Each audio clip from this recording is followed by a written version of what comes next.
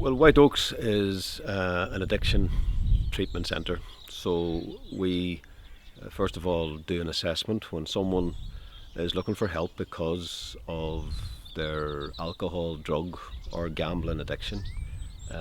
If they've recognised that they need help, that their life has become in some way unmanageable, and then they want to take the next step of looking for help, we would first of all offer them assessment, which I suppose works two ways. It gives them an opportunity to come along and see who we are, what we're about, and maybe it helps them to focus a little bit more on what exactly is going on in their life.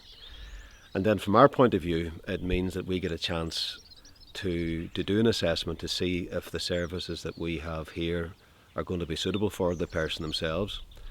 Once the assessment's been carried out, and if it's agreed that an admission takes place, then they come and they stay for the 30 days. It's the Hazelden model of treatment that we offer here, based on the 12 steps, and that really is a way of enabling a person to look at the nature of their problem, their addiction, to look at the roots of it, to understand the impact that it's having in their lives and the consequences it's having, not only for them, for the person, but also for family, for others around them.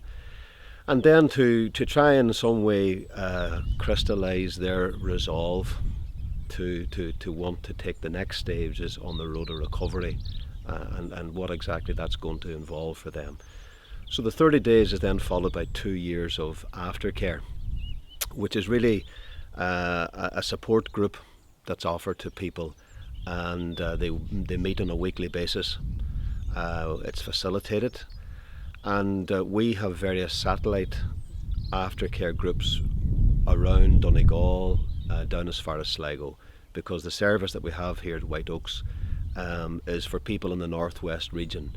So we have people coming basically from Donegal, Sligo, Leitrim, people from Derry and Tyrone, who come here for the primary treatment, and then most of those people will come back then for the aftercare. How big is the alcohol and drugs problem in the northwest? I suppose my own initial reaction to that is to sort of say, well, how long is a piece of string? Very hard to quantify. I think most people's sense of the problem is that it's something that seems to be getting worse, in the sense that we're more and more aware of the impact that it's having on not only the individual, but also on families and just in the community around us. We're aware, I think, today that the nature of the problem is changing. It's no longer just alcohol. It has certainly become significantly a problem involving alcohol and other drugs, and even the type of drugs that are being used again is changing constantly.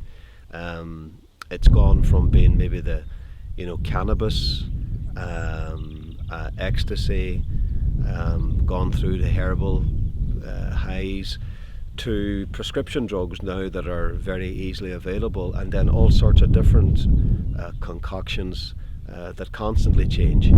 So in that sense, it seems to be a problem that's more and more difficult to quantify, but the impact is certainly evident, I think, in a lot of people's lives. And we would find that we get a lot of inquiries from family members, because quite often it's not the individual themselves who's looking for help. It can often be the family who's trying to encourage or prod a person towards getting help for themselves. We get a lot of inquiries that way from right across, say, the northwest area. Could Whiteoaks become the Detox Centre currently being campaigned for in Derry and Donegal? The short answer to that question is yes, of course. When Whiteoaks was originally designed, before it was opened in 2001, part of the original design was to include a detox facility.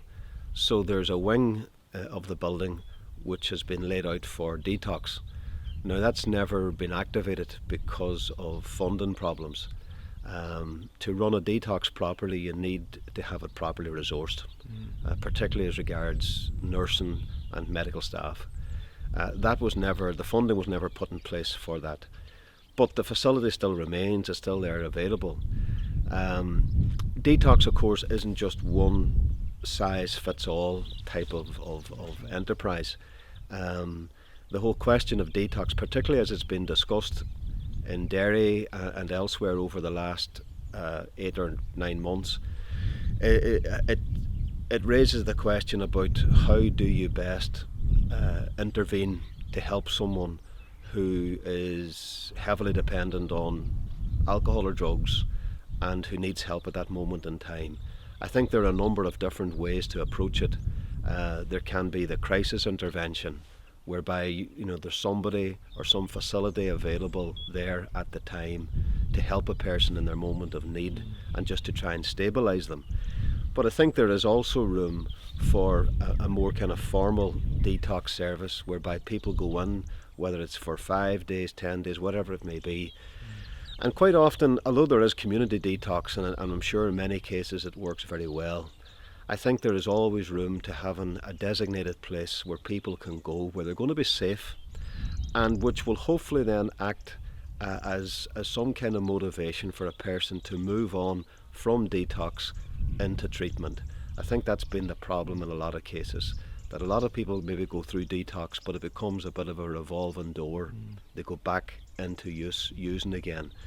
Whereas if a person's in a place where detox is happening and where there's a natural transition into treatment, first step towards it, I think that could prove to be much more useful, and in fact could be a better use of money and of resources.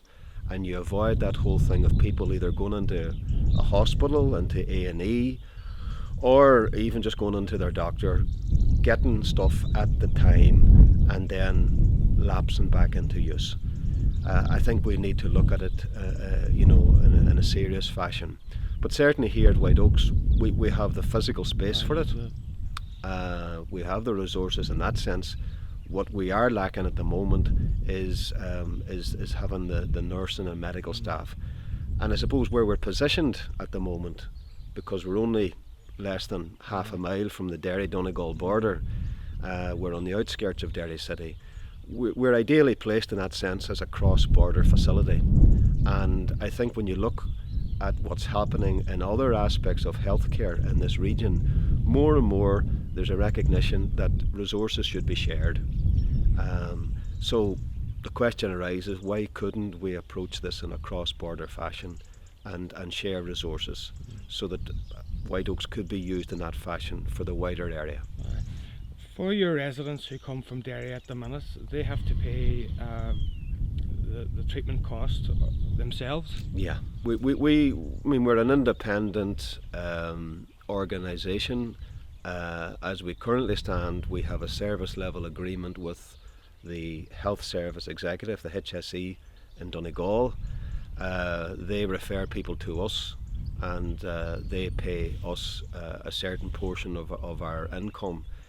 The rest of it then we have to find, whether it's through privately funded clients, people with their own medical insurance, and indeed we rely a lot on the support of the community, people doing voluntary fundraising and donations. We have our boxes out and about, and over the years, people have been very generous in the way they've supported Whiteoaks. But we have to make ends meet. We have to provide a professional service, and all of that costs money, so that people who are coming from Derry, Tyrone, from across the border in that sense, at the moment they have to come as privately funded clients, and that means that they have to pay their own way. What we usually try to do is work with people. If someone genuinely is seeking help, we try to work with them so that if they're not able to pay all of the costs there and then, that they can do so over an extended period of time. And the key thing in all of this is if a person is genuine about their recovery, if they believe it's important in their lives, that'll translate also into the way that the attitude that they take towards paying for it. And often when people have to pay for something, they take it a lot more seriously. That's for sure. You know. Well, thanks very much, Stephen, for that there. Thank you, Gavin.